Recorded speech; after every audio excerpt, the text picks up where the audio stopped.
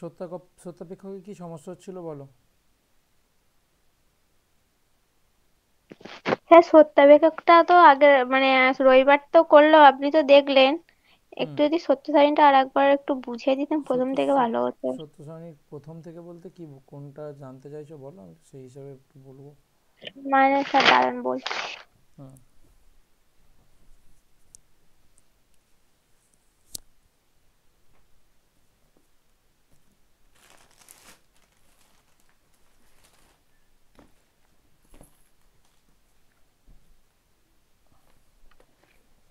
Sir বলছি প্রথমে যে কার কাজটা করবো এবার, আর তারপরে যে মানে কার কাজটা করবো ওইখানটা একটু প্রবলেম হচ্ছিল। প্রথমে কার কাজটা করবে, তারপরে কার কাজটা করবে। আচ্ছা দাঁড়াও, হ্যাঁ। স্ক্রিন দেখা যাচ্ছে? একটা কিছু বলো। মানে কোশ্চেন বলবো স্যার? হ্যাঁ, একটা কিছু প্রশ্ন টশ্ন বলো।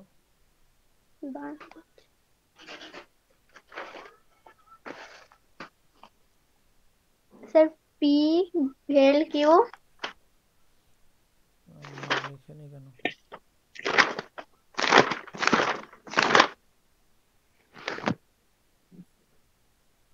তো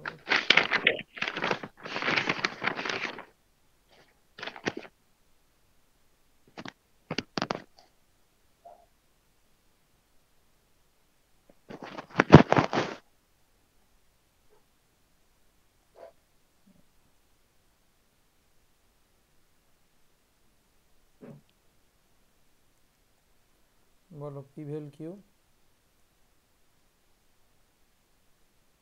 ব্যাকেট। Sir bracket. হুম। হ্যাঁ। তারপর implies implies bracket P dot Q. P dot Q.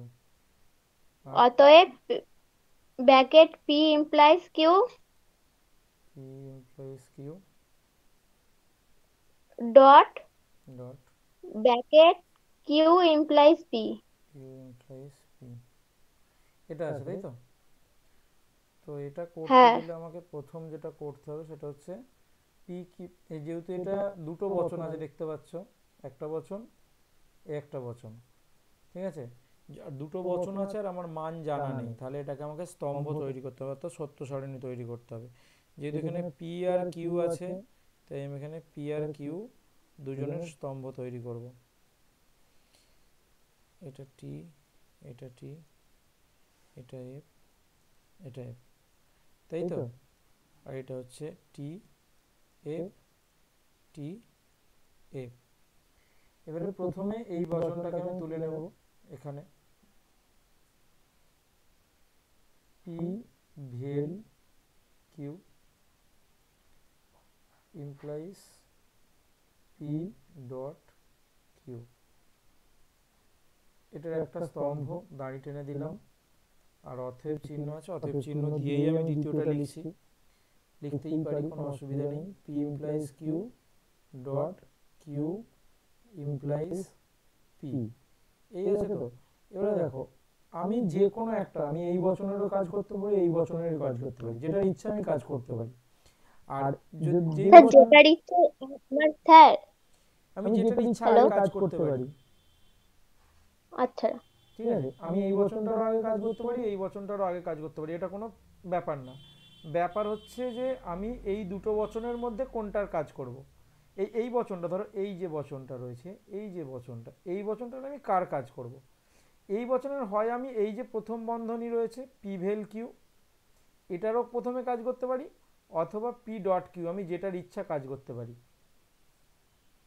যে কোনো একটা আমি বন্ধনীর কাজ করতে পারি। আমি এই ইমপ্লাইসের কাজটা কখনোই করতে পারি না প্রথমে। তাহলে আমি প্রথমে পি ভেল, যেহেতু প্রথম বাঁদিক থেকে করাই ভালো, তো আমি প্রথমে পি ভেল কিউ এর কাজটা করব। আর সব থেকে বড় ব্যাপার হচ্ছে এই যে ইমপ্লাইজটা রয়েছে, এই ইমপ্লাইজের কাজ করার আগে আমাকে এই দুটো ব্যাকেটের কাজ করে নিতে হবে, ঠিক আছে। আগে আমাকে এই দুটো ব্যাকেটের কাজ করে নিতে হবে। ব্যাকেটের কাজ না করলে আমি কোনোভাবেই অন্য এই ইমপ্লাইজের কাজটা করতে পারবো না। এই ব্যাকেটটার কাজ আমাকে আগে করতে হবে, আর এই ব্যাকেটটার, এই দুটো ব্যাকেটের কাজ হয়ে গেলে আমি তারপরে এই ইমপ্লাইজের কাজ করতে পারি। তাহলে পি ভেল কিউ এর মান কি হবে, এগুলো প্রথম সারিতে টি হবে, দ্বিতীয় সারিতে টি হবে, তৃতীয় সারিতেও টি হবে, চতুর্থ সারিতে ফলস হবে, তাই তো? হ্যাঁ স্যার। আর পি ডট কিউ এর মান কি হবে? প্রথম সারিতে টি হবে আর বাকি তিনটে সারিতেই হবে ফলস। হ্যাঁ, হলো। এরপরে আমি কি করব? এরপরে কি দেখা যাচ্ছে, এরপরে আমার দুটো ব্র্যাকেটের কাজ হয়ে গেছে, এবারে পড়ে আছে খালি ইমপ্লাইজ। ইমপ্লাইজের কাজ করব। তাহলে টি টি ইমপ্লাইজের মান হবে কি? ইমপ্লাইজের মান হবে টি। টি। হ্যাঁ, ইমপ্লাইজের মান হচ্ছে টি।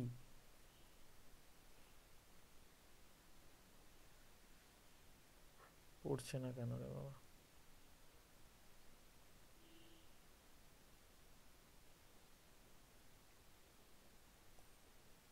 এত হ্যাং হয়ে যাচ্ছে না আজকে মেশিনটা।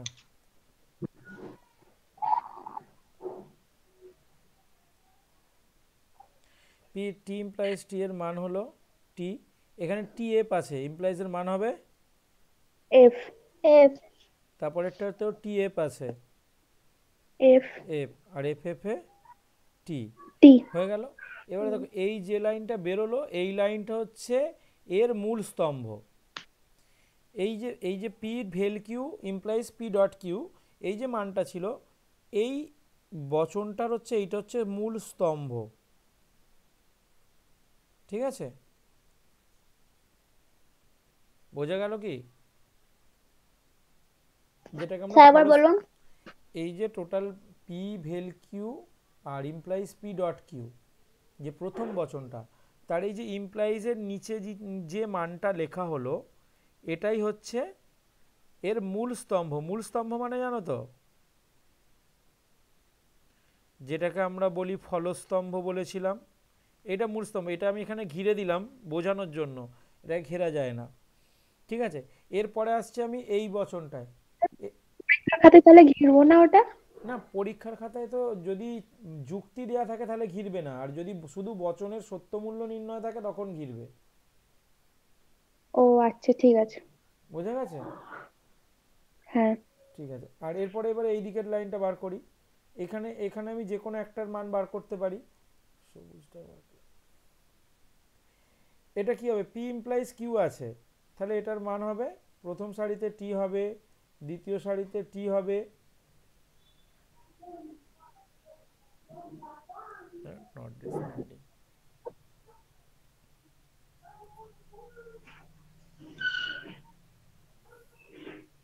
তৃতীয় সারিতে কি হবে রে? প্রথম সারি দ্বিতীয় সারি টি হবে, তৃতীয় সারিতে ও দ্বিতীয় সারি কি টি হবে? টিএফ এ তো এফ হবে, দ্বিতীয় সারি এফ হবে, আমি ভুল বলেছি। আবার আর হ্যাং এফ হয়ে এ গেছে, কি? হ্যাং হয়ে গেছে।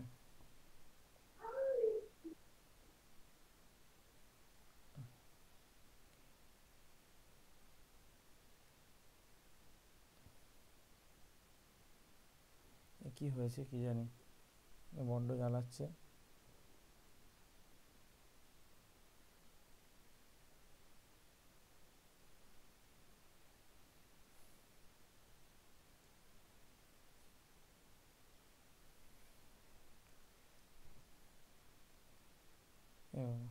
কি হলো?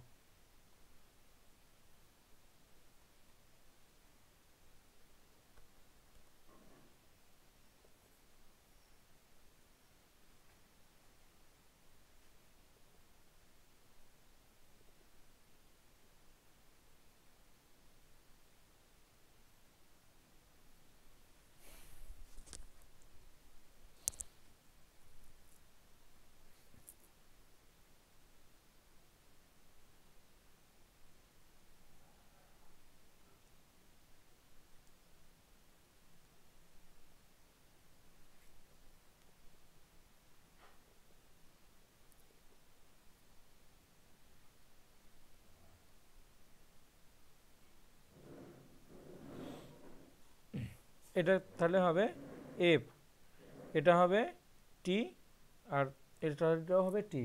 এখানে কিউ ইমপ্লাইজ পি আছে, তাহলে এটা কি হবে? এটার প্রথম সারি হবে টি, দ্বিতীয় সারি হবে টি, তৃতীয় সারি হবে এফ, তাই তো? কেউ হ্যাঁ বল। হ্যাঁ স্যার। ঠিক আছে, এবারে পড়ে রইলো কে, ডট।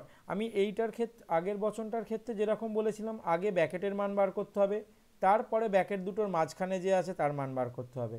ব্যাকেটের মান না বেরোলে কখনোই দুটো ব্যাকেটের মাঝখানের সাইনের কাজ করা যায় না। এবারে দ্বিতীয়বার এবারে ডটের মানটা বেরোবে, তাহলে প্রথম সারিতে টির জন্য ডটের মান হলো টি, এফ টি এর জন্য ডটের মান হবে এফ, টিএফ এর জন্য ডটের মান হবে এফ, আর টিটি এর জন্য ডটের মান হবে টি। আবার হ্যাং করে গেছে, মনে হয় ক্লাস করতে দেবে না।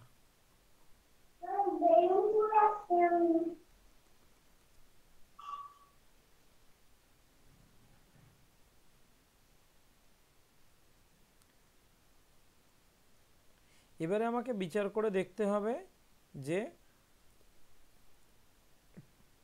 আশ্রয় বাক্য সত্য আর সিদ্ধান্ত মিথ্যা এমন আছে কিনা, তাই তো?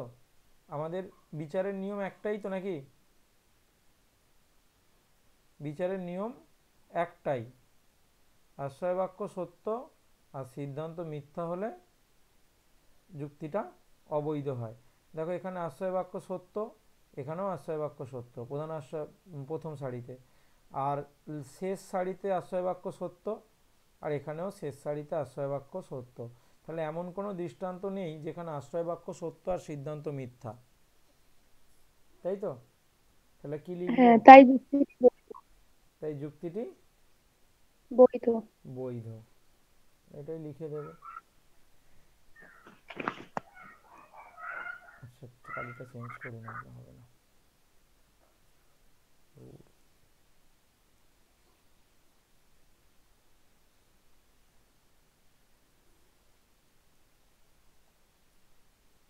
আলোচ্য যুক্তির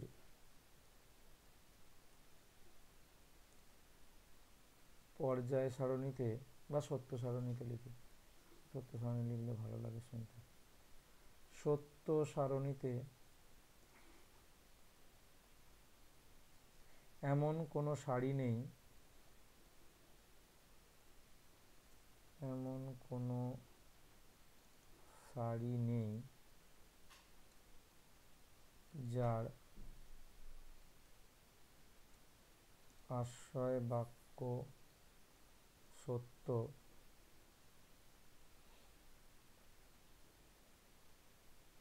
কিন্তু সিদ্ধান্ত মিথ্যা।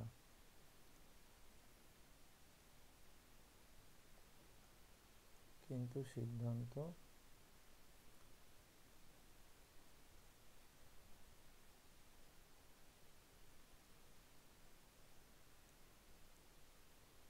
মিথ্যা। দাঁড়ি, তাই যুক্তিটি বৈধ। বল সুদীপ, আর কোথায় সমস্যা আছে?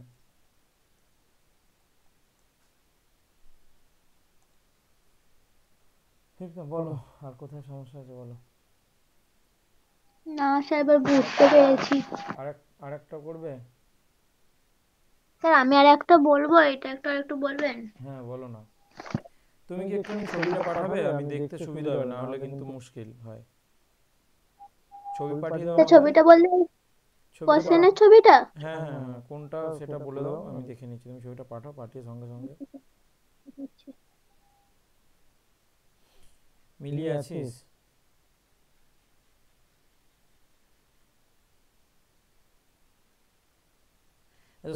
হেত্তাবাস কে কে শিখবে? স্যার শিখবো। কে বললো দেখি না আগে? কে? এই তো আমি, পায়েল। আচ্ছা পায়েল পায়েল, পায়েল। আচ্ছা পায়েল। আর কে?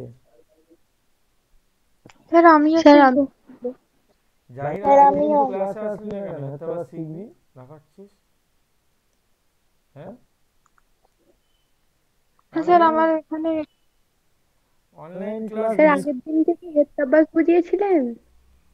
কোন ক্লাসে? আগের রবিবার। হ্যাঁ, আগের রবিবার হেত্তাবাস বুঝিয়েছি, তার আগের রবিবারেও হেত্তাবাস বুঝিয়েছি। মানে হেত্তাবাস সরাসরি বোঝাইনি, হেত্তাবাসের আগে যেগুলো জানানোর ছিল, যেগুলো জানা ছিল, হেতু কি, হেতুর বিভিন্ন প্রকারভেদ, সেগুলোকে নিয়ে আলোচনা করলাম। সেগুলো হলো এখনো কি অ্যাডমিট মিলি,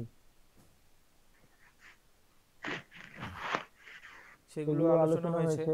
এবারে আজকে পুরো প্রপার হেক্সাভাসে ঢুকবো, যেখান থেকে আমরা হেক্সাভাস কিভাবে নির্ণয় করব সেটা শিখবো।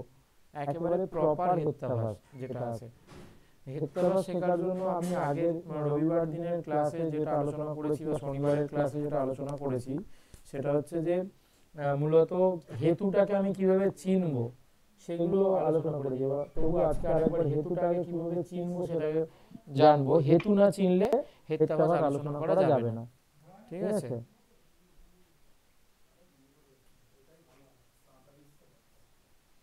তোমার কি বক্তব্য? গেটটা বন্ধ করে দাও। কাজ করছি আমি। তুমি চল, তুমি গেটটা দিয়ে দাও। এগুলো কাজ করছি, তুমি জানো না। এ বলো, আচ্ছা এইটা ঠিক আছে, আমি তুলে দিচ্ছি। ও আরেকটা যুক্তি দিয়েছে, সেটা হচ্ছে P vel Q implies P dot Q,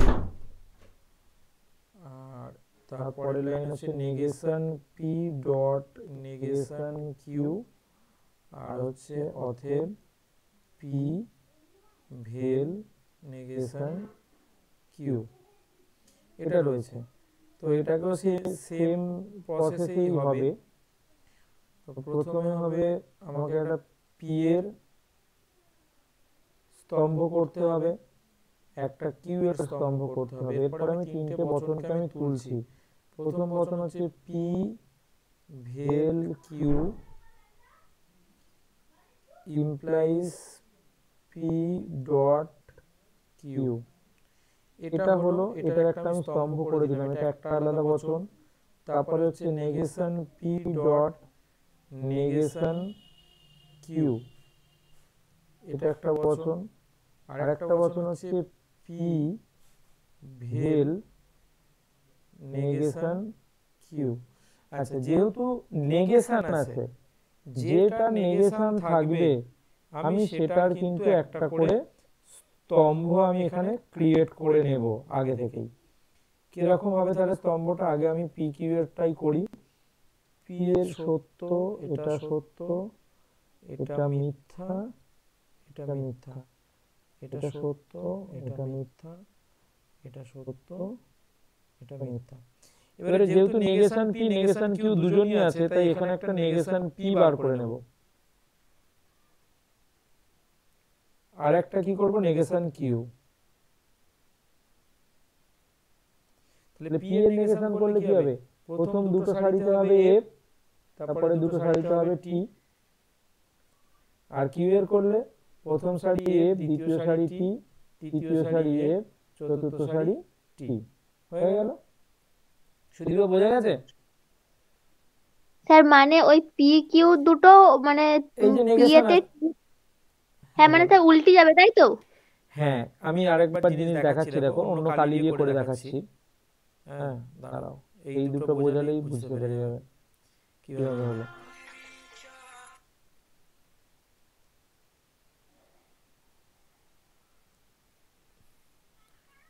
আমি ক্লাস করছি রে, ক্লাসটা করে যাচ্ছি। হুম, এই দেখ, এটা নেগেশন পি তো, এইটা এটা নেগেশন পি তো, আর এইটা হচ্ছে পি এর ঘর। তাহলে পি এর ঘরের প্রথমে আছে টি, তাহলে নেগেশন পি হলে তো এটা উল্টে যাবে, তাই এফ। এখানে আছে টি পি এর ঘরের দ্বিতীয় সারিতে, তাই নেগেশন পি এর দ্বিতীয় সারিতে হলো এফ। আর কিউ এর দেখ, কিউ এর প্রথম সারিতে আছে টি, তাই নেগেশন কিউ এর মান হয়ে গেল এফ। আর দ্বিতীয় সারিতে আছে, কিউ এর দ্বিতীয় সারিতে আছে এফ, তাই এখানে হয়ে গেল টি হবে। টি। বোঝা গেছে? এইভাবে এই মানটা বেরোলো।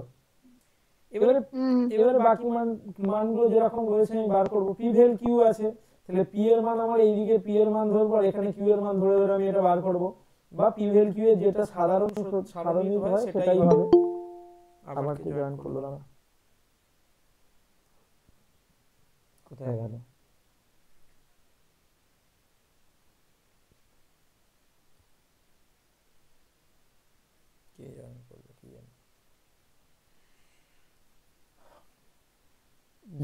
সাধারণ যেটা সারণী, 3টে টি আর একটা এফ, তাই তো নাকি? 3টে টি আর একটা এফ হ্যাঁ তো। আর এখানে পি হ্যাঁ ডট হ্যাঁ কিউ এর ক্ষেত্রে তারপরে এবার প্রথম এই দিকের ব্র্যাকেটের কাজ হলো, এবার এদিকের ব্র্যাকেটের কাজ হবে। তাহলে এখানে ডট আছে, তাহলে ডট থাকলে 3টে এফ আর একটা টি, তাই তো হ্যাঁ নাকি? প্রথমেরটা টি বাকি হ্যাঁ 3টে এফ। এবারে পি ইমপ্লাইজ কিউ এর যেটা যেরকম আমি মান বার করব, টি টি এর জন্য মান হবে টি, টি এফ এর জন্য এফ, টি এফ এর জন্য এফ, আর এফ এফ এর জন্য টি। হয়ে গেল। এবারে দেখ, এই যে negation P R negation Q, মাঝে কে আছে? ডট। তাহলে আমি এইখান থেকে কাজ করব, এইখানে খালি চেঞ্জ করি, কোথা থেকে কাজ করব আমরা?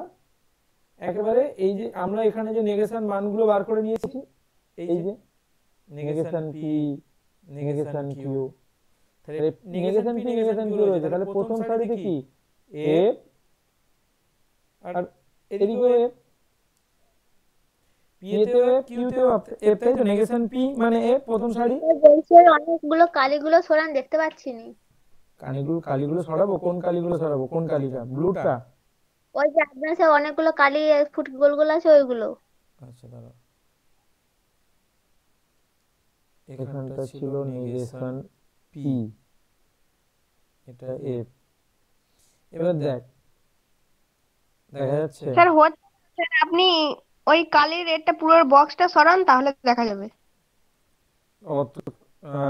অন্যদের কি একই অসুবিধা হচ্ছে? হ্যাঁ স্যার, কালারের এগুলো সরান না। পুরো কালারের কিগুলো সরাবো? আমি তো এখন, দাঁড়াও 1 মিনিট, 1 মিনিট, আমি ফোন থেকে জয়েন করছি। যেখান থেকে কালার চুজ করছেন ওটা সরান। ওটা তো সরিয়ে দিয়েছি, আমার মেশিন থেকে তো সরে গেছে, তোমাদের ফোন থেকে সরেনি কেন? আমরা তো দেখতে পাচ্ছি না। আচ্ছা দাঁড়াও দেখছি কি হচ্ছে। আমার এটা দেখি।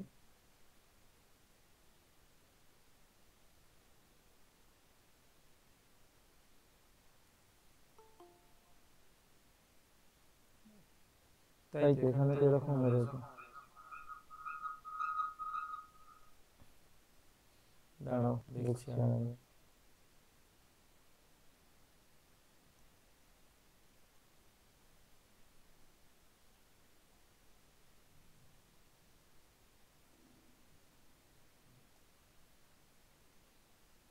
এখন দেখা যাচ্ছে?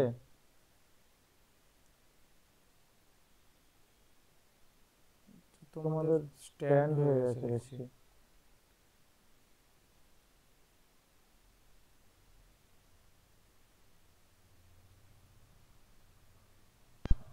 ও শিট।